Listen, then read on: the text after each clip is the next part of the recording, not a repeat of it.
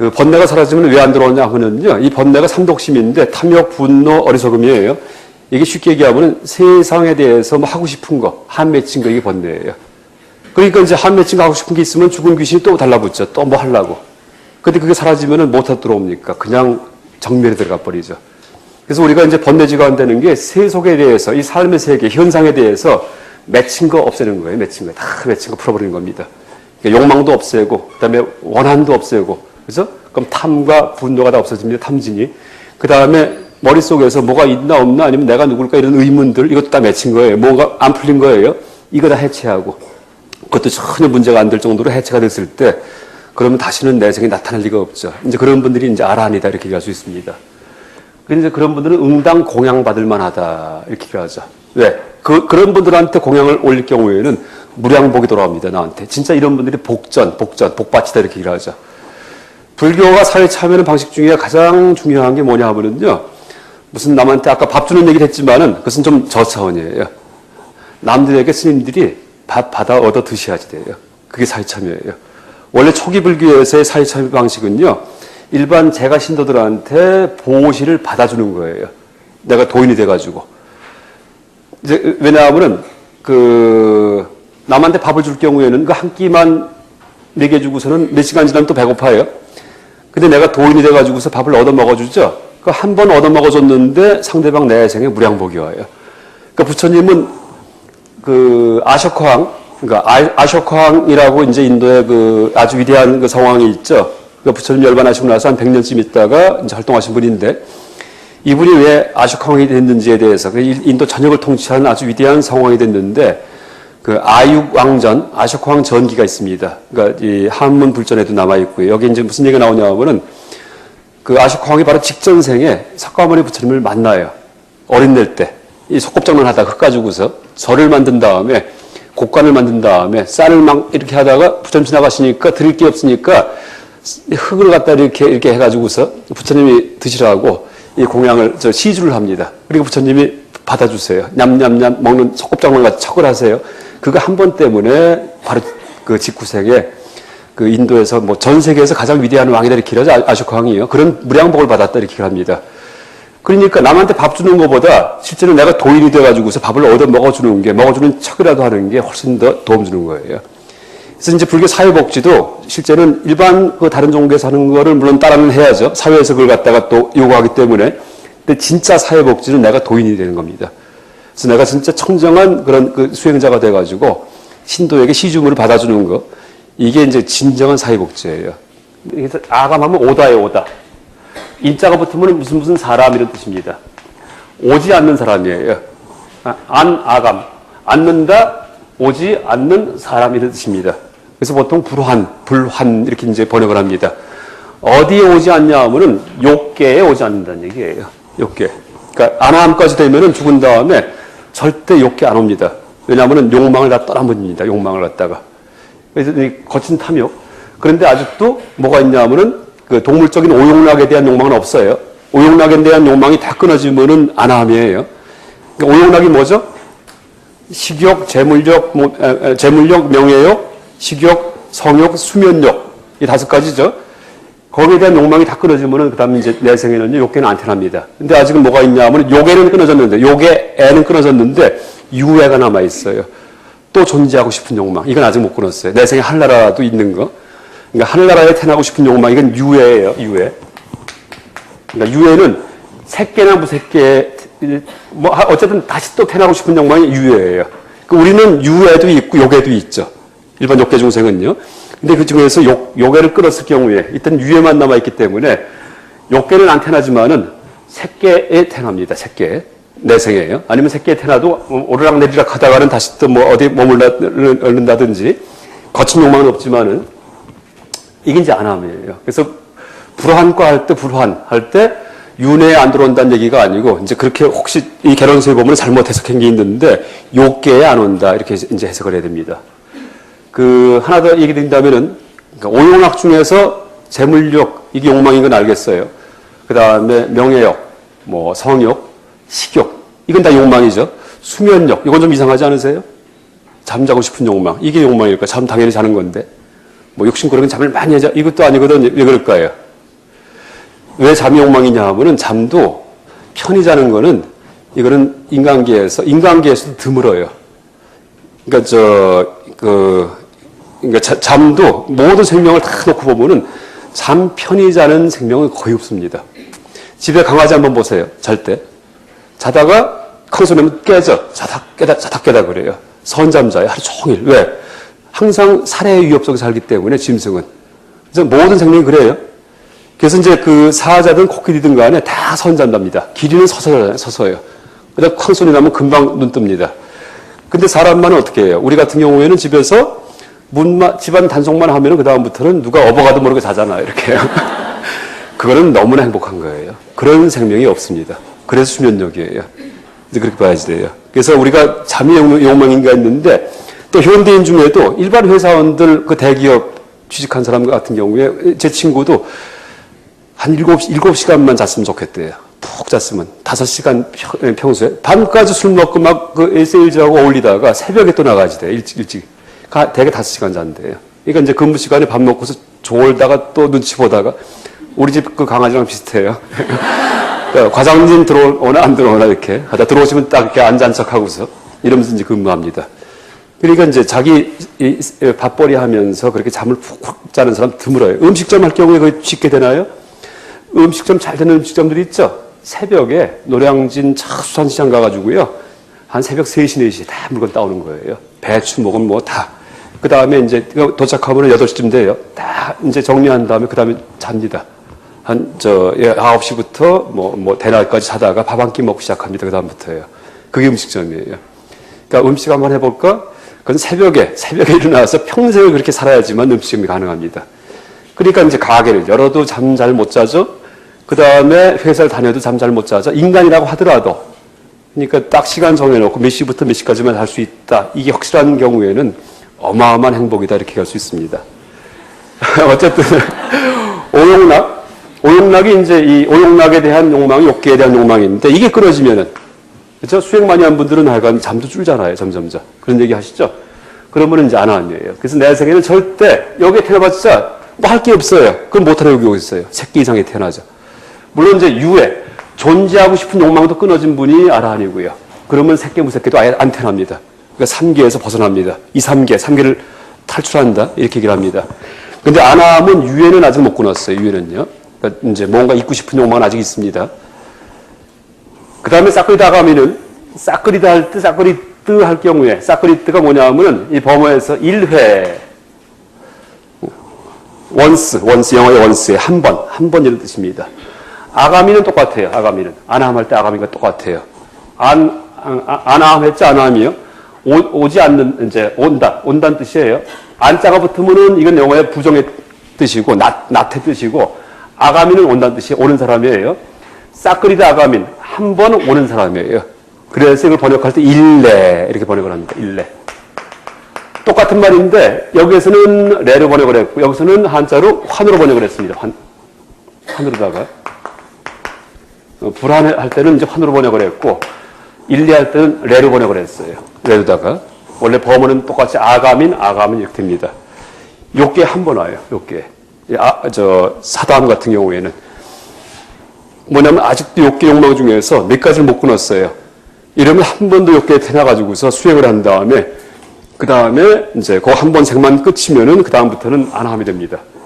그러니까 한 번만 욕계에 태어난 사람들, 그래서 내 생에 한 번만 욕계에 반드시 와요. 뭐 하늘나라든 지옥이든 인간계든. 그랬다가 그 다음 세계는 반드시 새끼 이상에 태어날 그런 그 성자들을 갖다가 그 사다함, 일레 이렇게 얘기를 합니다. 그 다음에 슈로타 아빤나. 이 뜻이 뭐냐 하면 이제 보통 그 수다원 얘기하고 예류, 임류 이렇게 이제 번역을 하죠. 이 뜻이 뭐냐 하면은 원래 이걸 풀으면은 슈로때 아빤나인데 그 음성 변화가 일어나서 슈로타 아빤나가 된 건데 그 범어에서 슈루 이렇게 됩니다. 슈루 할 경우에 이것은 흘러가다 이라는 뜻입니다. 흘러가다. 그래서 그 슈로때 아빤나는 흐름에 들어온 자 이런 뜻이에요. 흐름에 들어온 자예요. 강물의 흐름에 들어갔어요. 그래서 어떻게 비유하냐면은 누군가가 이제 겐지스강이 막 흘러가는데 거기에 들어가서 그럼 가만히 있더라도 떠내려가요. 어디까지요? 바다까지 가요. 반드시 바다에 도착하게 되어 있다. 반드시 아라한에 되게 되어 있다. 그래서 수다원은 임류, 그러니까 아라한에 되는 그 필연적인 그 흐름에 들어간 자입니다. 그래서 임류, 그러니까 견도. 견성하면, 그러니까 여기서 쉽게 얘기해서 화두 들고 수행하다가 견성하면은 수다원이에요. 그럼 이제 저 수다원에 해당하는 그런 경지가, 그렇죠? 머리는 알았어요. 그랬는데 이 수다원은 그 머리는 알았지만은 감성은 아직은 정리가 안 됐어요. 그러니까 견성했지만 아직 보림을 못 해갖고 그 습기가 남아있어갖고 그 수행을 많이 해야 됩니다. 이게 수다원입니다.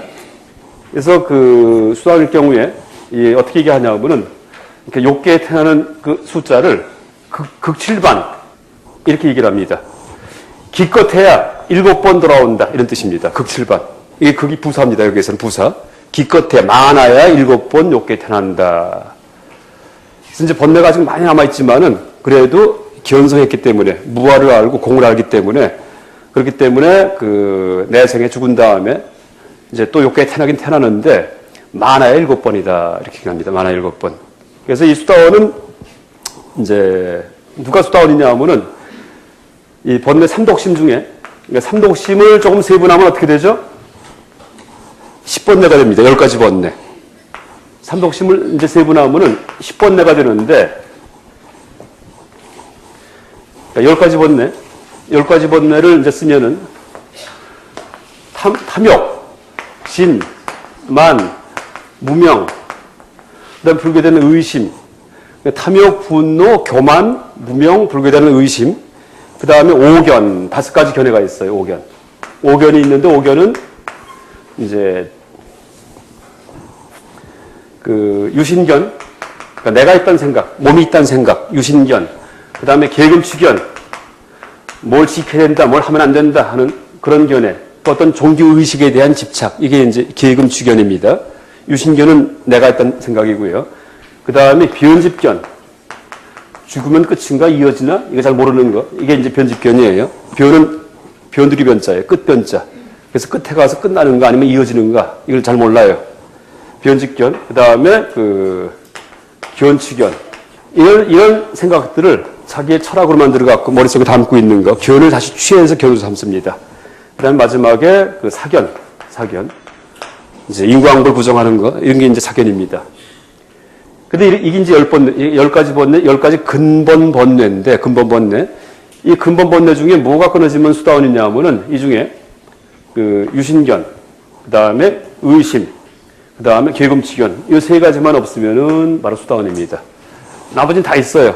그러니까 수다원은 욕심도 많고 화도 잘 내요. 그래도 수다원일 수 있어요. 견성했으면은요. 그 다음에 뭐, 이제 죽은 다음에 끝인지 아닌지 그것도 잘 몰라요.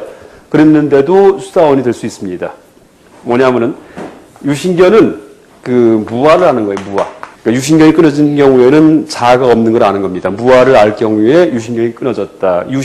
있을 유자, 몸신자 씁니다. 살가야견, 사뜨가야 드리스티. 살가야견 이렇게 얘기를 하는데, 그 다음에 의심은 불교된 의심이에요. 계금추견은 뭐냐면은, 이제 어떤 다른 종교 의식에 마음이 현혹되는 게 계금추견입니다. 그래서 이제 이 요점만 얘기한다면은 불교를 의심하지 않고 다른 종교에 현혹되지 않고 무아를 철저히 알면 수다원이에요.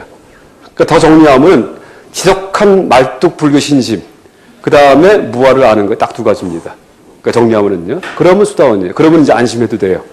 그럼 내 생에 뭐 어딜 가든 간에 7번 안에는 반드시 이제 위로 올라가고 나중에 알아는 되기 때문에 흐름에 들어갔으니까.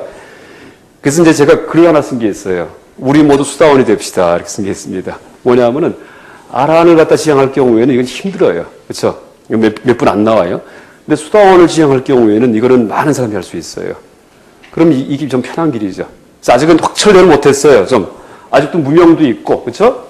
분노도 하고, 욕망도 있고, 이러긴 하지만은, 무아가 뭔지는 철저하게 체득을 했어요.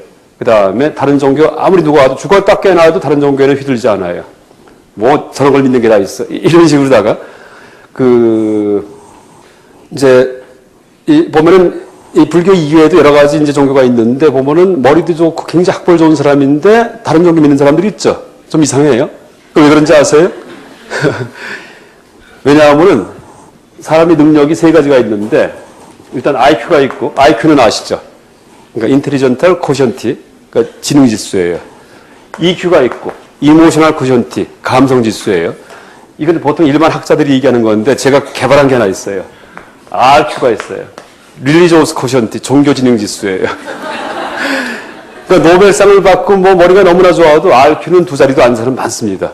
그죠? 그러니까 자기 집안 무슨 병 하나 고쳐주면 그 다음에 그냥 거기 현혹되는 거예요. 근데 RQ가 높은 사람은 배운 거는 별로 없는데 시골 초음부라도 이렇게 보고서 야, 뭘 저런 종교, 저게 무슨 종교야? 난 안 가. 뭐 이 할아버지들 이 RQ가 막 너무나 높은 분, RQ 200 이렇게 된 분들입니다. 그러니까 초등학교도 졸업 안 했는데 저도 아는 분도 그래. 그런 분이 있어요. 진짜 초등학교도 안 나온 분이에요. 근데 집안 며느리 뭐 자꾸 모시고 가요. 근데 아유 싫다고 저게 무슨 종교냐고 안 가세요. 절에 가시죠. 그런 생각을 불게. 그래서 이제 그런 것들. 다시 말해 불교에는 말뚝신심에다가 무아를 알 경우에는 수다원입니다. 그래서 일반 신도 분들 교육할 때든지 아니면은 뭐 일반 수행하는 자라고 하더라도 목표를 너무 높게 삼지 말고 그 초기 불교 소승일 경우에는 수다원 정도 그러면 편안하죠. 그럼 이제 안심할 수 있죠. 내 생에 뭐 험한 데 안 가니까. 보통 이제 수다원 이상이 이게 다 불퇴전의 지위다 이렇게 합니다. 불퇴전 아비발지. 그러니까 범어를 아비니바르타니아의 번역어가 그러니까 뒤로 물러나지 않는다가 아비니바르타니아의 이걸 아비발지라고 이제 이 음역을 했는데 뜻으로 번역하면은 그 불퇴전 그러니까 절대 그 수행의 길에서 물러나지 않는다. 죽었다 다시 태어나더라도요. 이렇게 얘기를 합니다. 대승불교에서는 이게 바로 초지보살이에요. 견도. 그러니까 초지보살 정도의 그러니까 성부를 목적으로 하지 말고요. 초지보살 정도만 일단 그래서 견도 초지에. 근데 그거는 뭐 너무나 어마어마하죠. 용수보살이 아마 초지 정도 됐다는 얘기하죠. 원효 스님 같은 경우도 초지다 뭐 이런 얘기도 있기도 하고요. 그러니까 이제 어쨌든 그 정도 되면은 그 안심할 수 있죠. 그래서 이제 욕계에 태어난 거에 따라 가지고서 이렇게 수다원, 사다함, 아라한, 아나함을 이렇게 나눕니다. 그 다음에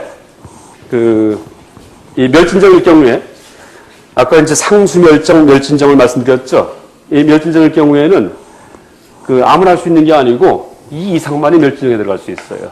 그러니까 아나함 이상만, 아나함이나 아라한이 들어가는데 구차재정에서 제일 마지막입니다. 제일 높은 경지인데 가장 이제 모든 생각이 사라지고 감정이 없어진 그러니까 느낌도 사라지고 생각도 사라진 그런 경지가 멸진정, 상수멸정이고요. 근데 여기는 이제 왜 들어가냐 하면은 이제 청정도론에 이렇게 나옵니다.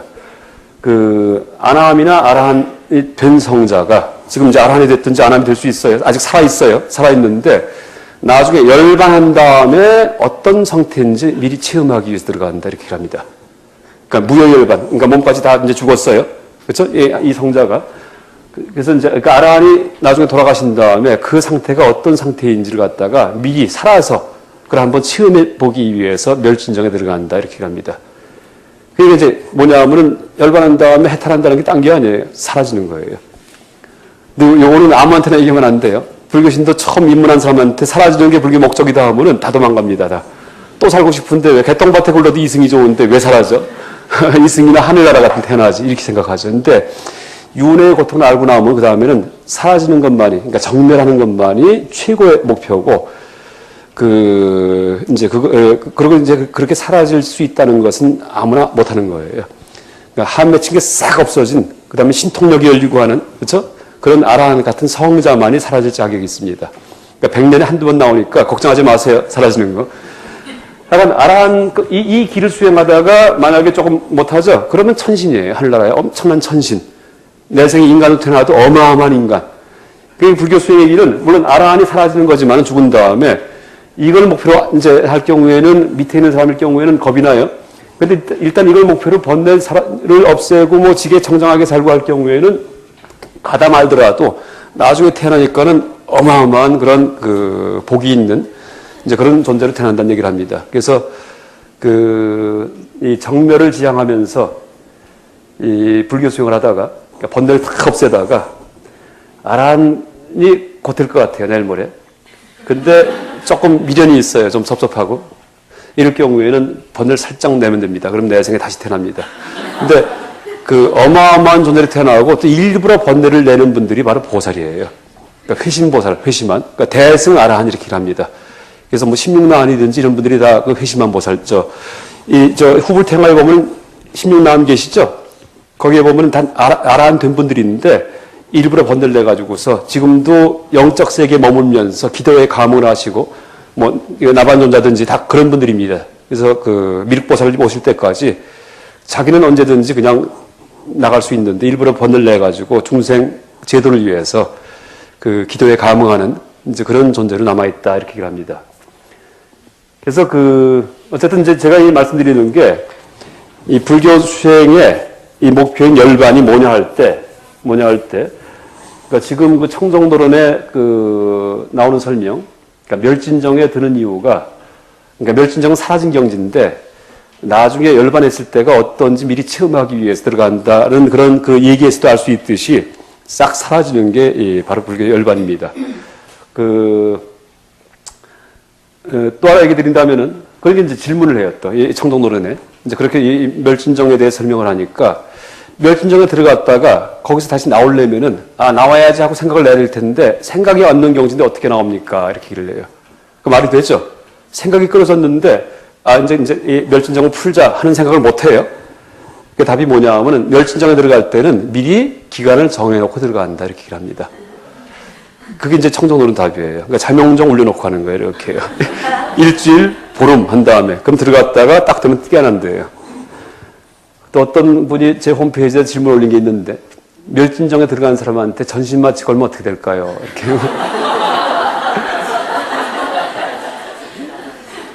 이게 뭐, 무색기에 서원에 든 사람한테 전신마취 걸면 어떻게 될까요? 다 말할 수 있어요. 그쵸? 근데 답을 다 했습니다. 근데 첫날 다 한 다음에 청정도론 찾아보니까 멸진정에 들어간 사람은 전신마취 못 걸게 돼 있어요. 그러니까 불이 닥치지 못하고 물이 닥치지 못하고 미리 그걸 다 방어해 놓고 합니다. 그러니까 화재도 안 나고. 그래서 멸진정은 아무나 드는 거 아니에요. 그러니까 아나함 이상 성조만 드는 거고 그 의사가 와도 절대 전신마취 못 겁니다.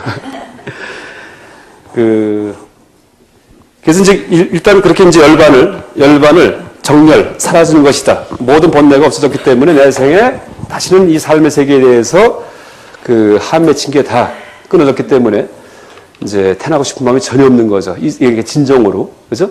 뭐 삶을 포기하고 자살하고 이거 아니에요. 너무나 강력한 그런 수행을 해가지고, 그러니까 능동적으로 번뇌를 없애가지고 내 생에 이제 사라질 자격을 얻은 분들이 아라한들이고요. 이제 그렇게 이 정멸, 사라짐을 바로 이미 불교의 열반이구나 하는 그런 어떤 통찰 하에 아함경을 보죠. 그럼 너무나 쉬워요. 불경이 다 쉬워집니다. 근데 그게 아니고 깨달음이 뭔가 어떤 경지일 것이다 라고 보죠. 그럼 불교가 너무나 어려워요. 하나도 이게 안 들어옵니다. 근데 이제 한번 앞으로 다시 보세요. 그러니까 정멸을 염두에 두고서 그 다음에 경을 보면은 그냥 뭐 불교는 너무나 분명한 종교구나. 단 그걸 우리가 감히 감당을 못하죠. 또 살고 싶은데 하는 그런 마음이 있기 때문에. 그래서 이제 그런 내용을 깨닫는 과정이 이제 3페이지에 제가 이제 인용을 해놨는데, 그러니까 부처님의 성도 과정이 이 사분율, 초기 불전에 속합니다. 사분율이라는 율장에 소개가 되어 있는데, 이제 아까 말씀드렸듯이 이제 처음에 이 바가범이라는 신선 같은 사람에게 고행을 배운 다음에 그걸 버리고서 알라라깔라마 우타까라마프타라는 그런 어떤 성자 외도에게 무소요 삼매와 비상 비비상 삼매를 또 버리고서 이제 다 배웠지만은 그다음 마지막에 5명의 친구들과 함께 다시 고행을 하시다가 그걸 버리고서 이제 밑에 그러니까 내련자라강 그러니까 니련선하 강에 가서 이제 일단 몸을 씻고 그 다음에 수자타라는 그런 이 소녀에게 우유죽을 받아 드시고서 기운 차린 다음에 이제 보리수 밑에 앉으시거든요. 그때도 이제 그러니까 길상이라는 그런 풀되는 나무꾼이 있었어요. 그 사람이 비오는 풀이 있는데 그걸 한 움큼을 갖다 빌립니다. 길상초. 그래서 이제 길상토입니다. 그 이름이. 그걸 바닥에 깔고서 다리 꼬고 앉은 다음에 당신 스스로의 방식대로 수행을 하십니다. 그 전까지의 방식은 다 테크닉이에요. 이런 산매는 다 테크닉 갖고 들어갑니다. 아까 얘기했던 비상, 비비상, 무소유, 아니면 고행, 이게 다 테크닉이에요. 근데 당신 그대로 수행을 하시는데, 무슨 수행을 했는지가 경에 분명히 나옵니다. 뭐냐면 서원을 닦으신 거예요. 근데 서원도 배운 게 아니에요. 그러니까 나중에 이름이 붙으니까 서원이 된 거지만은, 아까 말씀드렸던 12살 때의 기억을 되살리십니다. 그러니까 농경지에 갔다가 벌레가 쪼아먹히는 거 보고 새가 채가는 거 보고서 가만히 생각했던 거, 그 방식 그대로 이제 수행을 하세요. 다리 꼬고 앉아가지고서 그냥 있는 그대로 보는 거예요. 도대체 세상에서 무슨 일이 일어나나 보자. 이게 바로 선입니다. 그러니까 그대로 보자는데, 이걸 이제 후대에는 그걸 보통 정해쌍수, 지관쌍운 이렇게 말을 붙입니다. 근데 그 당시에는 그런 용어가 없어요. 그냥 곰곰이 생각하는 거예요. 그게 이제 부처님 수행입니다. 그래서 우리 불교 수행은 지독하게 합리적이에요. 보통 우리가 뭘 연구할 때 가만히 보잖아요, 가만히. 그럼 뭐가 떠오르죠? 그냥 그거예요. 가만히가 지, 멈출 지자고, 보는 게 관입니다. 지관할 때. 하무들은 지관, 쌍운해서 무슨 특수한 용어를 썼지만은, 멈출 지자, 볼관자 써가지고, 근데 그게 프로서 얘기한다면은, 그냥 곰곰이 생각하는 거. 곰곰이가 지, 멈추지고요. 생각하는 게 관입니다. 그렇죠? 정의 쌍수, 그 결과입니다. 그러면 마음이 멈춰지고 지혜가 열리죠. 그래서 이제 그 식으로 그냥 있는 그대로 이제 관찰을 하시니까 나중에 점점점 마음이 가라앉아요. 가라앉다 다 떠오르면서 그러다가 드디어 저녁 때 이제 이 첫 번째 신통력이 열리는데 3페이지 이제 밑에 보시면은요. 그러니까 초선에서부터 그러니까 12살 때는 부처님께서 초선까지만 들어갔어요. 그랬는데 더 마음을 가라앉히니까 점점 가라앉히면서 몸이 뭐 기쁘고 안락하고 마음이 기쁘고 하는 그런 것도 다 사라져요. 그걸 버릴 사자 써가지고 사의 경지다 이렇게 합니다. 그래서 점점점 깊어져서 나중에 제4선까지 들어갑니다. 그러니까 제4선도 이게 호흡이 없어진 경지예요. 그러니까 배를 불럭거리지 않더라도 충분히 아주 미소한 그 산소교환만 갖고도 몸이 유지가 되는 상태, 그러니까 그만큼 마음이 가라앉은 상태가 제4선입니다. 그래서 부처님은 제4선에서 깨달음을 얻으십니다. 4선에서. 그래서 이제 그렇게 마음이 너무나 가라앉으니까 갑자기 전생의 기억이 나기 시작을 해요. 그러니까 곰곰이 그냥 보는 거죠. 곰곰이 보다 보니까 전생이. 그러니까 우리가 옛날에 기억할 때도 가만히 기억을 하죠. 더 기억을 가라앉히니까 스스로 떠올린다는 얘기입니다. 이게 초야의 숙명통입니다. 저녁 때. 그러니까 저녁 때 열린 첫 번째 신통력이 숙명통이고요. 그 뒷장에 보시면은 4페이지에 오른쪽 끝에 자식 숙명 1생, 2생, 3생, 4생, 5생, 10생, 20생, 30생, 40 이렇게 나오죠. 스스로 숙명, 과거에 그런 목숨 가졌을 때를 갖다가 이제 다 알았다. 근데 1생, 바로 직전생도 알았고, 2생, 그 전전생도 알았고, 3생, 4생 하다가 나중에 어떻게 돼요? 백생, 천생, 백천생, 무수 백생, 무수 천생 쭉 가다가 무수겁, 성패, 모든 겁까지도 다 기억나는 거예요. 이게 첫 번째 숙명통이에요. 그러니까 당신 자신의 전생인데 한두 번 전생이 아니고 모든 전생이 다 떠오릅니다. 너무나 마음이 가라앉았기 때문에 마치 술렁이던 물결이 이게 이제 잔잔해지면은 모든 그 풍경이 다 그대로 비치듯이 아마 그렇게 비유가 될 겁니다. 모든 기억이 다 나는 거죠. 실제 이제 근데 이런 수행은 부처님만 하신 게 아니고 피타고라스도 그런 얘기가 나와요. 그 그리스 철학자 중에 피타고라스 있죠? 이 사람들이 다 전생 이제 얘기했던 분들이고 피타고라스 학파가 이 종교예요, 종교. 그래서 피타고라스 학파의 그 전생을 기억하는 방법이 있어요. 이제 지금도 문헌이 남아있는데 어떻게 하냐 하면은 회상 훈련을 해요. 그러니까 내가 지금 여기 앉아있을 때 조금 전에 뭘 했지? 그걸 떠올리는 거예요. 그다음에 어제 뭐 했지? 그저께 뭐 했지? 하면서 정확히 떠올립니다. 그러다가 1년, 2년, 10년 하다가 100년 전에 뭐 했지? 하면은 다 기억이 난답니다. 그래서 피타고라스 그 전기에 보면은 갑자기 전생의 병사, 사우나 할 때 이제 병사 했을 때 썼던 창을 그 참호에다가 두고 온 게 기억이 났대요. 그래서 그 참으로 뛰어가니까 창이 있더래, 실제예요. 이제 그런 말이 써 있습니다. 근데 피타고라스, 하여간 서양 철학자든지 그런 종교인들은 비슷하게는 와요. 오는데 그게 보편 법칙화하지 못합니다. 그래서 부처님은 기억한 다음에 법칙을 발견하시고 인과응보 연기까지 가시거든요. 근데 서양 철학도 비슷하게 가요. 왜? 곰곰이 다 생각하기 때문에. 그런데 끝에 가서 하나로 이걸 모으지 못하기 때문에 이제 연각의 길, 독각의 길은 다 가지만은 가다가 만 게 다 이제 이 서양 철학입니다. 그래서 우리가 이 불교 공부할 때는 그 서양 철학자들이 했던 그런 어떤 출발점은 우리가 공유할 수 있죠. 근데 이제 그분들이 돌파하지 못한 그런 결론들, 이거는 우리 불전에서 이제 불전을 참조해서 우리 수행에 쓸 수가 있습니다. 그래서 이제 초야의 숙명통은 당신 자신 스스로의 전생을 다 기억하는 겁니다. 그러다가 생각이 깊어지니까 그 다음에 중요한 천안통이 열립니다. 천안통은 내 자신이 아니고 남들이에요. 다른 생명체들, 짐승, 타인들에 대해서 어떻게 업을 지으면 어떻게 태어났고 그 다음에 어떤 이제 저 선행을 하면은 좋게 태어나고 악행을 하면 나쁘게 태어나고 하는 그런 인과응보 이치가 나한테만 적용되는 게 아니고 모든 생명에 적용되는 보편 법칙이구나 하는 그런 그 연기 법칙이 이걸 자각하신 게 바로 중야의 그 천안통입니다.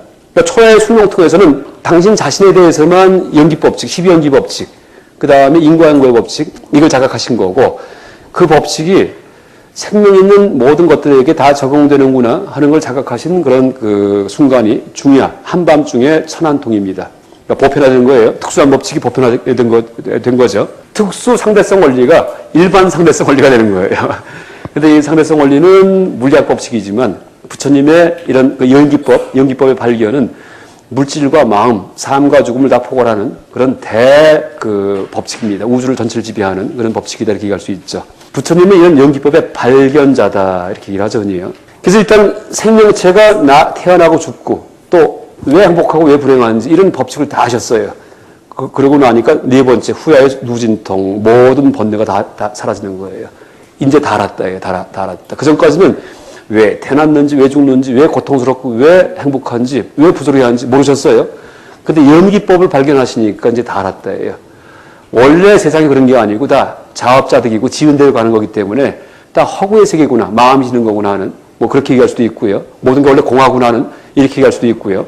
그러니까 이 연기법은 표현 방식이 이제 여러 가지인데 그 법칙을 발견하신 게 바로 후야의 누진통이고 이 순간 새벽에 이 순간을 보통 깨달음의 순간이다 이렇게 얘기를 합니다. 우리가. 그래서 그랬는데 이렇게 깨닫고 나서 부처님이 자 그럼 이제 설법을 하자 하고 일어나서 설법하지 않으십니다. 설법을 하려다 보니까 이제 그런 연기의 법칙에 의해 돌아가는 게 이 생명의 세계인데 이제 궁극적인 그런 그 생명의 세계에서 그 우리가 할 일은 또 태어나기 위해서 업을 짓는 게 아니고 모든 번뇌를 끊어버리고서 태어나지 않는 것만이 최고의 어떤 삶이에요. 그렇죠? 수행자 삶이고.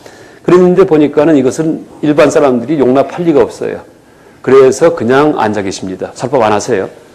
그래서 이제 이 보리수 나무에 일주일간 앉아 계셨다가 또 자리 옮기면서 7씩 이렇게 이제 자리를 갖다 옮기십니다. 지금도 보드가에 가면은 그 보리수가 있죠. 그러니까 실제 성도하신 보리수가 있고, 그 다음에 또 옆에 자리 옮겨서 일주일 계셨던 보리수가 있고, 다 남아 있어요. 지금도요. 그때는 설법을 듣는 대중이 아무도 없었죠. 혼자 계셨기 때문에. 그때는 영적인 존재들만이 설법을 듣습니다. 그게 바로 화엄경이에요.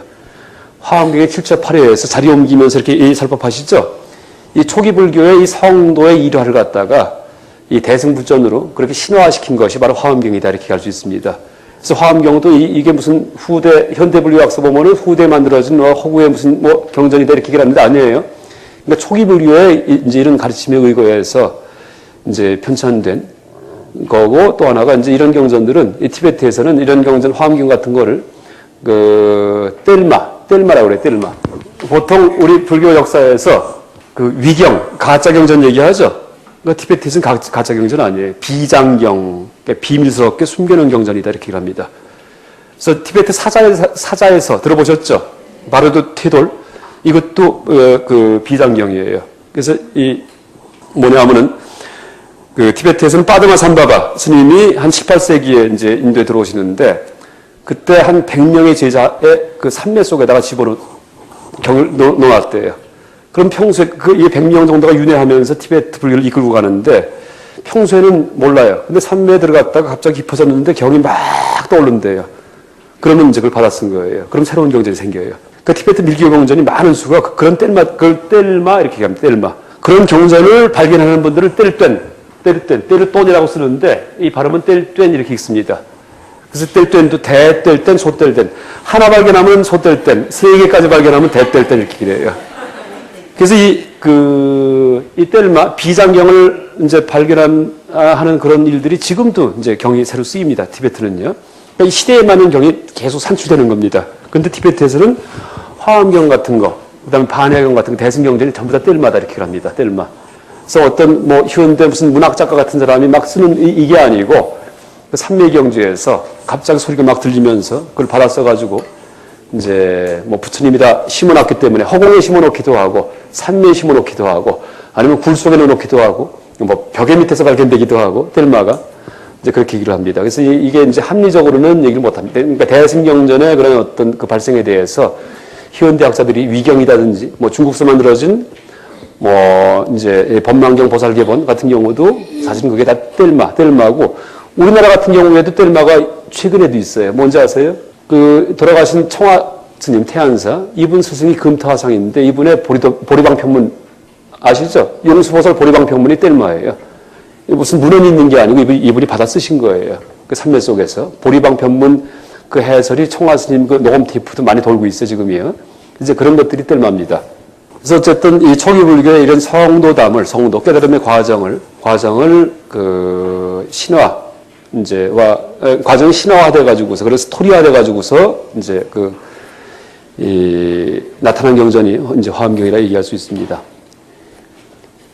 그래서 이제 이렇게 깨달음을 얻고 나니까 그 다음에 일주일간 설법 안 하시고 가만히 계시다가 뭐 7식 몇 번 도시다가 나중에 어떻게 됩니까? 이 범천 권청의 일화가 있죠. 그래서 이 설법 하십사, 해주십사하고 청을 하니까 부처님이 이제 거절하시죠.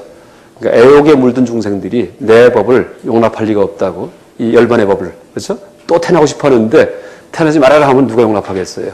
그랬더니 범천이 그 연꽃 중에는 물 위에 나온 것도 있고 연 중에는 뭐 내려간 것도 있고 청년도 있고 홍년도 있고 여러 가지가 있듯이 틀림없이 세속에는 부처님의 법을 이제 받아들일 그런 그 근기들이 있습니다 하니까 그러냐 하면서 그때 비로소 이제 일어나서 설법 시작합니다. 그래서 약간 이 열반이 일반 사람들이 그렇게 흔히 생각하는 무슨 대단한 경지고 그 열반만을 취득하면 엄청난 존재가 되고 절대 그거 아니에요. 이 욕망의 세계에서 싹 사라지는 그런 마음 수행이 바로 불교 수행이고 이제 그 최종 목표가 이 한매칭거다 앞세는 이제 그런 것이 최종 목표고 그걸 불교 전문 용어로 푼다면은 번뇌를 다 제거하는 것이 그러니까 사정제에서 고집멸도 중에 집을 제거하는 것이 바로 멸을 증득하는 이제 길이라고 얘기할 수 있습니다. 그래서 이렇게 깨달음을 얻으신 다음에 그다음에 이제 설법을 시작하시죠. 근데 설법 시작하시는데 가장 전형적인 설법이 무상고 무아예요.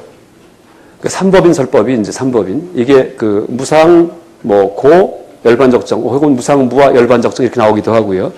이게 가장 전형적인 설법입니다. 한번 읽어볼게요. 그러니까 자바암경의 이제 구절인데요. 이 자바암경에는 지금 이런 스타일의 그런 설법이 수십 군데 나와 있습니다. 지금 여기 4페이지 밑에 교화의 핵심이라고 써놓은 거 이것만 알면은요 불교 다 끝나는 거예요. 이게 답니다. 이게 전체 다.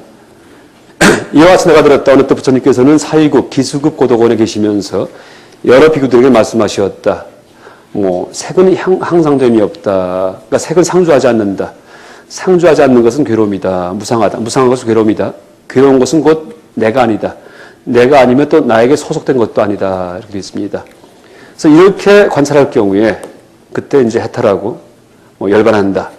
그때 지혜가 생겨서 그 어떤 노래를 부르게 되냐면 이제 아라한이 되는데 밑에서부터 이제 셋째 줄 보면은 해탈해서 진실한 지혜가 생기는데 이게 이제 아라한이에요. 아라한은 반드시 부르는 노래가 있습니다. 나의 생은 이미 다하고 범행은 이미 서고 범행은 고결하게 사는 겁니다. 청정행. 할 일은 이미 마쳐 나 스스로 후세의 생명을 받지 않을 줄 아노라. 내 생에 다시는 태어나지 않는 것을 내가 안다는 얘기에 짐작한다. 나는 태어나지 않겠구나 하고서. 왜?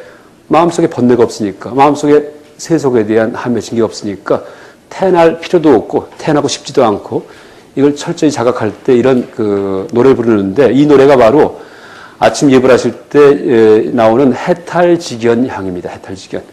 계향, 정향, 해탈향, 해탈직연은 나오죠. 이 5분 법신이죠. 아라한과 부처님이 갖추신 5가지 공덕이 계정해, 해탈직연이에요. 계는 고결한 삶이고요. 정은 삼매고요. 해는 아공, 법공의 지혜, 연기의 지혜고요. 공의 지혜고. 해탈은 드디어 이제 그걸 알았기 때문에 감성도 다 해체가 되고, 그렇죠? 분노와 탐욕. 지성도 다 해체가 되고 인지가 공을 알죠. 이기 때문에 해탈 벗어나요. 열반이에요. 그 다음에 그냥 벗어난 걸로 끝나는 게 아니고 본인이 스스로 또 알아요. 자각을 해요. 아, 나 해탈했구나. 이게 해탈직연이에요. 그래서 5가지 갖추면은 깨달은 분이다 이렇게 합니다. 5가지 갖추면은 그게 아함경에 나온 얘기입니다. 아함경에. 그래서 이게 이제 불교 전체답니다. 풀어 설명한다면은 모든 게 무상하기 때문에. 근데 그 전까지는 이 불교 부처님 당시 불교 발생 당시에는 그 인도 내의 이 종교 풍토가 그러니까 죽어도 죽지 않는 영원한 것을 찾아내는 거, 이게 종교의 목적이었습니다. 그러니까 죽어도 죽지 않는 거, 몸은 사라지고 몸은 늙고 다 없어지고 썩어 없어지지만은 절대 죽지 않는 거, 보니까 그게 아트만이에요. 참된 자아. 그러니까 참된 자아를 발견하면은 그것은 죽어도 사라지지 않는다. 그래서 이제 그 자아가 뭐 바로 브라만이다, 우주 그 자체다, 뭐 이런 식의 조망, 이게 이제 그 당시 불교 풍토였죠. 그래서 모든 사람들이 그런 아트만과 하나가 되기 위해서, 그렇죠? 이런 평소 생활하는 가짜나 말고 진짜나를 찾기 위해서 수행을 했는데, 참된 아트만을. 그랬는데 부처님은 무아 이렇게 얘기하세요. 그런 아트만은 없다는 얘기입니다. 그러니까 그런 아트만은 그냥 오직 시기일 뿐이다. 그런 걸 찾았다고 생각을 해봤자 착각이에요. 그래서 이제 보통 그런 아트만을 찾았을 때 뭐라고 얘기하냐면은 범아일여 이렇게 얘기를 합니다. 범은 브라만, 우주의 절대자예요. 우주 전체. 아는 아트만, 나의 참된 자아인데 그게 같은 분이더라 하는 자각이 범아일여, 하나로서 같다, 이런 뜻입니다. 근데 이제 그래서 이제 그런 자각을 하기 위해서 막 수행을 했는데, 그런 풍토였는데, 부처님께서는 보니까 그것은 식이에요, 식. 우리 머릿속에 떠오른 거예요. 그래서 그런 경지는 뭐냐면 그게 아까 얘기했던 식무변처 삼매일 뿐입니다. 식무변처. 그래서 이제 그걸 격화시키는 거예요. 이 식무변처가 뭐였죠? 나의 주관적 의식이 우주에 편만한 상태가 식무변 삼매예요. 그러니까 무색계 중에서도 위에서부터 하나, 둘, 세 번째, 3등병뿐이 안 돼, 이것도요. 1등병, 꼭대기도 아닙니다. 근데 그걸 가지고서 이제 그런 주관이 꽉 찬, 내가 우주가 된 것 같은 느낌 가지고서, 아, 이게 최고의 경지구나. 이제 해봤자 그건 다 의식의 작용일 뿐이다 하면서 격화시킵니다. 그 다음에 그렇게 어떤 변치 않는 자아를 찾아가지고서 죽음을 극복하는 게 아니고, 변치 않는 것이 없다는 사실을 자각함으로써 죽음을 극복한다. 거꾸로 나갑니다. 그러니까 뭘 잡아갖고서 이 종교적 목적이 성취되는 게 아니고, 놔버릴 때, 이럴 때 최고의 목적이 성취된다. 이게 불교입니다. 방식이 반대입니다. 그래서, 나중에 제자분들한테 가르칠 때, 일단은 모든 게 오온, 그러니까 나라고 할 만한 것이 5가지가 있어요. 색, 수, 상, 행식인지 이게 일반 사람들이 자기라고 착각할 만한 거 5가지입니다. 오온이. 근데 이걸 뭘 뒤져봐도 다 무상합니다. 다 흘러갑니다. 그러니까 나이기 위해서는, 아트만이기 위해서는, 변치 않는 나이기 위해서는 절대 그게 흘러가지 말아야지 돼요. 그러니까 몸은 나는 아니에요. 보니까 몸은 늙기 때문에. 이게 이제 생무아의 색이 이제 몸이고요. 그 다음에 수, 느낌도 내가 아니에요. 수는 왜냐하면 느낌인데, 느낌은 뭐 순간순간 달라지죠. 좋았다, 싫었다 하기 때문에. 그 다음에 상은 생각인데, 생각은 수시로 변하기 때문에 이것도 내가 아니에요. 행은 의지에 해당하는데, 의지도 왔다 갔다 하죠. 이거 하고 싶었다, 저거 하고 싶었다. 마지막 식이 이게 마음이에요. 보통 얘기하는. 근데 일반 사람들은, 일반 그 인도의 종교인들이 다 식에서, 아, 이게 바로 아트만이다 하고 착각을 한 거예요. 그래서 이제 이 구사론 제일 마지막에 아픔이 있는데, 자아에 대한 집착을 논파하는 그런 품에서 어떻게 이제 어떤 내용이 나오냐 하면은, 이제 외도들이 자아가 있다, 아트만이 있다 하면서 그 근거로 기억을 근거로 듭니다. 기억. 우리가 옛날을 기억을 하죠. 무상하다 하면은 옛날도 기억 못 해줄 텐데, 옛날들 그대로 기억을 해요. 그 뭔가 나의 자아에 기억이 새겨졌기 때문에 그 새겨진 걸 다시 한번 회상하니까, 그대로 나타나니까, 그러니까, 아, 자아가 있는 것이다. 이렇게 이제 논증을 합니다.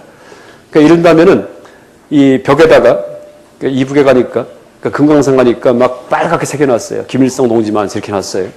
그러니까 나중에 가도 그대로 있죠. 왜? 그 바위가 변치 않았기 때문에 그대로 그 글씨가 있습니다. 그렇듯이, 일단 김일성 얘기를 하면은, 이제 금강산이 아주 빨간 글씨 천재예요. 뭐, 조국은 위대하다, 뭐 이렇게 써 있는데, 거기 가서 관광객들 느낌은 다 역설, 패러독스예요. 너무나 초라하다. 김일성 동지, XX, 뭐 이런 느낌이 들어요. 그러니까 이제, 근데 왜 그렇게 깊이 새겼냐 하면 무상한 거 알기 때문에, 얼마 있다 없어질 거 겁이 나기 때문에, 그걸 짐작했다는 얘기예요. 그러니까 영원할 줄 아는 사람은 절대 그런 거 안 새겨요. 근데 너무나 두려울 경우에 막 새겨놉니다. 그쵸? 너무나 이게 파괴될 거 알기 때문에, 이제 조만간, 그래서 이제 이따가 오후에 한번 그 글도 한번 보여드릴게요. 그 글 가지고서 제가 이제 그런 글을 보고서 금강산 갔다가 쓴 방문기가 있습니다. 근데 제목은 나일 수 있었던 너일 수 있었던 나 이렇게 돼 있어요. 그러니까 이북 보초병 보고서 느낀 거예요.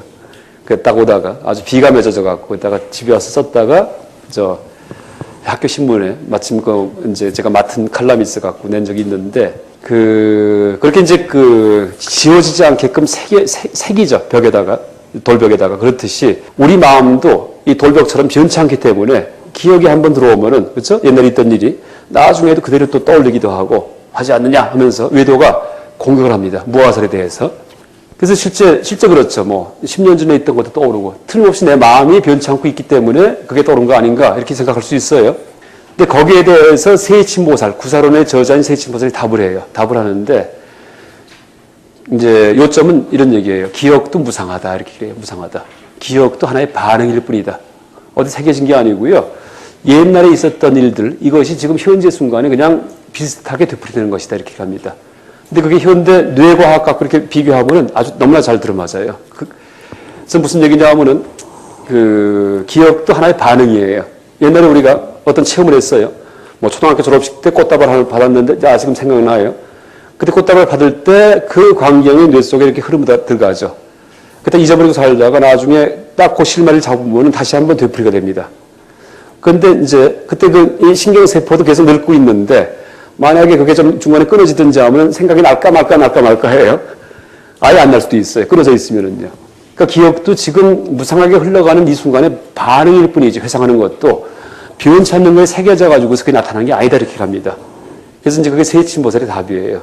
그래서 그 외도들이 아트만, 변치 않는 아트만이라 생각하는 게 아트만이 아니고 시의 흐름이고 그냥 과거에 유수한 그런 반응일 뿐이지 변치 않는 자아는 없다. 오는 다 무상하다. 색수상행식이 다 무상하다. 이렇게 이제 얘기를 합니다. 그래서 어쨌든 그 오온, 우리가 나라고 하는 것이 어떤 것든 다 점검해 보아도 무상합니다. 또 산매 속에 들어가서 어떤 경실 체득해도 그것도 무상해요. 그때뿐이지. 그러니까 무상하지 않은 게 없어요. 이게 재행 무상의 가르침이에요. 모든 게 다 연기하기 때문에. 그러니까 재행 무상할 때 그 재행은 이 법모 원어는 인연이 모여서 만들어진 것은 이란 뜻입니다. 그러니까 조건이 모여 만들어진 것, 이것은 다 무상하다 이런 뜻입니다. 그래서 그 변치 않는 나를 이제 알기 위해서 막 산매에 들어갔다가 어떤 체험을 했어요. 아 이게 나구나. 야 참 이건 용하겠구나 했는데 보니까 그건 무색계 산매일 뿐이에요. 무색계 산매 같은 경우는 보통 이제 정확한 숫자가 이 첫 번째 이 공부변 산매 들어가면은 죽은 다음에 여기 태어나면은 2만 겁 동안 유지가 돼요. 2만 겁이 유지가 된대요. 2만 겁. 여기는 4만 겁, 6만 겁, 8만 겁이 유지가 된대요. 그래서 이제 무색계에 한번 태어나면은요, 비비상처 산매를 닦다가 여기서 이제 돌아가시죠? 그럼 여기서 8만 겁 동안 무색계 경지에 그냥 있는 거예요. 그래서 이제 여기는 8만 겁 동안 해탈 성불할 길을 잃어버린다. 하늘나라에는 감옥이다. 이렇게 합니다. 그래서 불교는 이 산매 주가면 안 돼요. 그러니까 불교 수행에서 제일 중요한 데가 바로 색계입니다. 색계. 무색계는 삼매가 이제 정이죠. 정에 쌍수할 때 삼매만 있고요. 그 다음에 색계에서 더 내려가면은 욕계는 지혜, 해만 있어요. 해. 이때 지혜는 불교 지혜가 아니고 분별을 의미합니다. 분별. 색계만이 정해가 균등하다. 정에 쌍수할 수 있다. 이렇게 합니다. 위로 올라가면 정신 집중이 강해지는 거고, 그러니까 생각이 못 굴러가요. 관찰을 못 해요. 그냥 산매 속에 들어가니까 집중만 해서 생각이 끊어질 정도로다가. 내려가면은 산만해요. 이 생각 저 생각이 자꾸 나죠. 분별이 심해지고요. 근데 색계의 초선, 2선, 3선, 4선의 경지가 전부 다 정과 해가 균등한 단계다. 이렇게 이제 얘기를 합니다. 정의 균등이 바로 색계의 4선인데, 다시 말해, 곰곰이 생각할 수 있는 경지가 색계라는 얘기예요. 그래서 이제 색계까지 올라갈 수 있는 그런 이 산매력, 선정력이 있는 사람만이 이제 해탈을 할 수 있죠. 근데 색계에 올라가려면 어떻게 됩니까? 욕계에 대한 욕망은 없어야지 돼요. 다시 말해, 계가 완성돼야지 돼요. 계를 또 아무리 잘 지켜봤자 색계 못 해납니다. 계는 잘 지키면 욕계 꼭대기까지 갑니다. 이렇게 얘기를 해요. 그러니까 지게 청정할 경우에는 욕계 꼭대기에 태나요. 그랬는데 색계 태우려면 계에다가 선을 닦아야지 돼요. 다리 꼬고 앉아갖고서. 그러면 비로소 이제 색계 태납니다. 그 다음에 색계 경지에서, 그러니까 계의 정이에요. 이제 계에다가 이 색계는 계와 정이 같이 있는 거고요. 그 다음에 여기에다가 이 삼매 단계에서 그 다음에 연기 공의 지혜를 관찰할 경우에 그때 이 윤회에서 벗어납니다. 삼계를 탈출합니다. 그래서 이제 계, 정, 해 이렇게 됩니다. 그런데 삼매를 또 너무 깊이 닦아갖고 정신 집중을 너무 할 경우에는 지혜가 안 생긴대. 머리가 안 굴러가니까 세상 연기법을 발견할 수가 없습니다. 이때는요. 그냥 굳어있기 때문에. 그래서 이제 그러니까 삼매만 닦아도 안 되고 삼매와 관찰이 균등한 것이 이제 불교 수행이다. 그걸 지관쌍원이라고 얘기하고요. 그러니까 지는 사마타, 관은 윗바사나하고 그러니까 사마타 윗바선을 같이 닦는 거고 한 단어로 얘기하면 그게 바로 디아나, 선입니다.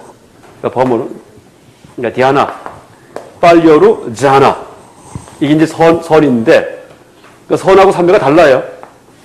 그러니까 삼매정에다가 지혜가 들어가야지만 선입니다. 그러니까 자나를 갖다가 한자로 음역을 해서 선나라고 음역을 했다가 나자를 빼버리고서 선 이렇게 부르는 겁니다. 이게 이제 선이고요.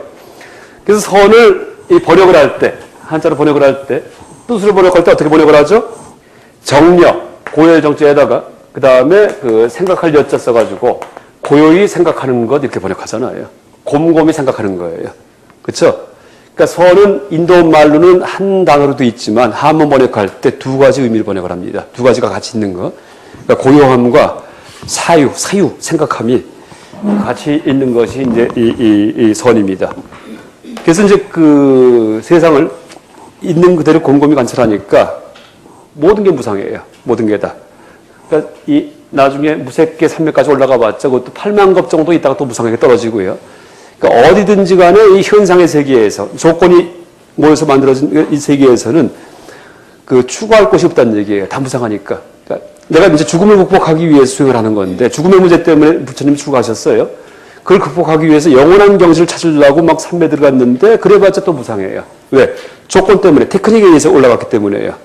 또 이제 또 하나 얘기 드린다면은 우리가 이제 불교 수행할 때 어떤 체험을 많이 얘기하죠. 근데 체험은 불교 아닙니다.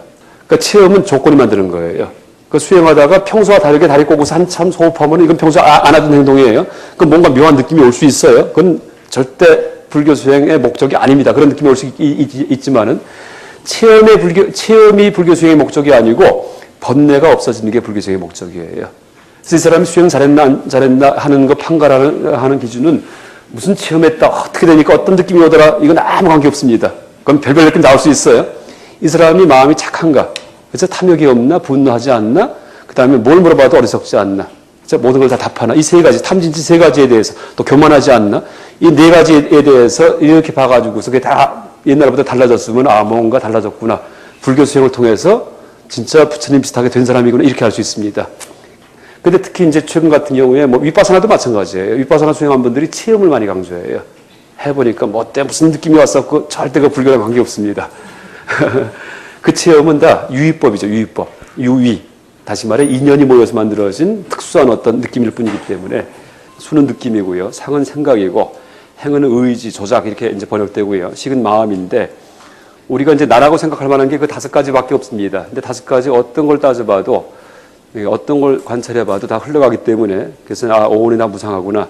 그 중에 어떤 특수한 어떤 상태를 이게 영원한 자아이겠구나 하고서 잡아봤자 또 무너지고 만다 언젠가 이런 얘기입니다. 이게 이제 그래서 우리에게 체험되는 모든 것들은 다 연기한 거기 때문에 다 인연이 모여서 만들어진 거기 때문에 인연이 흩어지면은 그러니까 조건이 흩어지면은 조건이 사라지면은 다 이제 그 존재가 사라진다. 이게 오온무상, 재행무상의 가르침입니다.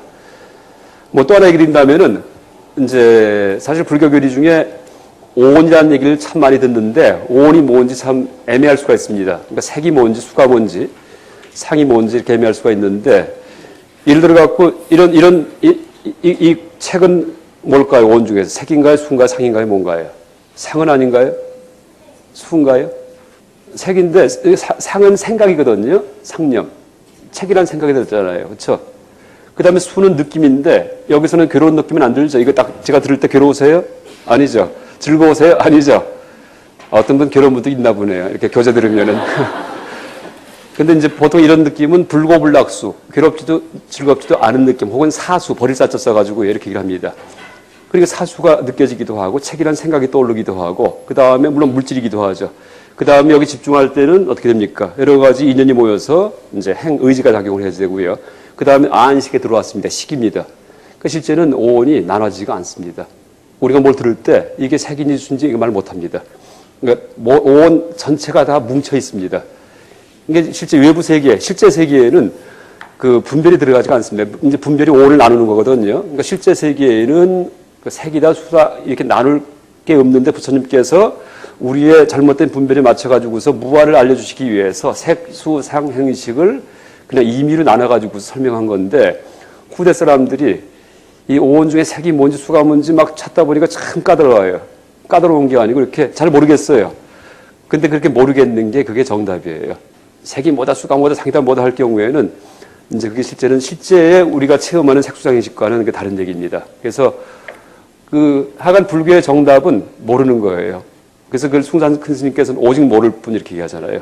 그러니까 모르는 자리가 생각이 끊어진 자리입니다. 생각이 들어가면 벌써 틀립니다. 이제 그것은 제가 요 얘기 끝나고 초기 불교 끝나고 나서 중관학, 반야 중관 말씀드릴 때 설명을 할 텐데 그 숭산 스님께서 only don't know 이렇게 얘기하시죠. only don't know. 오직 모를 뿐. 그게 뭐냐면은 모른다는 얘기가 모르겠고 바보고 무명 이런 얘기 아니에요. 모름의 자리라는 뜻입니다. 모름의 자리. 그러니까 아는 자리는 이제 이 분별을 낸 자리고 모름의 자리가 바로 세상 끝이다 이런 얘기입니다. 그래서 분별을 초월한 자리고요. 이게 숭산 큰 스님 제자분들은 법문하다가 이렇게 뭐 제자 접할 때 뭘 물어볼 때 답을 할 때 어떻게 하세요? 갑자기 이렇게 하죠. 이게 무슨 뜻일까요? 잘 모르겠어요. 그럼 되는 거예요. 그게 답이에요. 거기에 대해서 왜 쳤는지 아니면 이게 두드린 의미가 뭔지 어떨 때는 막 소리 지르기도 하고 이러는데 가능한 한 황당한 어떤 행동을 해야 됩니다. 그래서 이게 뭘까 이럴 때 그때 그나마 진리에 가까이 가는 거예요. 물론 그걸로 확철대오 시키지는 못합니다. 그런데 그나마 진리를 알려주는 방법이 그렇게 이제 잘 모르겠는 그런 행동. 그래서 이게 뭘까? 뭔가 심오한가 보다. 잘 모르겠다. 이렇게 만들어주는 그 순간이 그나마 진리에 가게 하는 순간이 이렇게 할 수 있습니다. 그래서 그 오온에 대해서도 뭐 안다가 아니고 모른다. 진짜 오온이 하나는 모르겠다. 이게 제대로 한 거예요. 오온이 모르겠다가. 왜냐하면은 오온이 외부 세계 색수상 행식이 나눠지지 않기 때문에 지금 얘기 드렸듯이 이건 색이기도 하고 수이기도 하고 상이기도 하고 행식이 다 됩니다.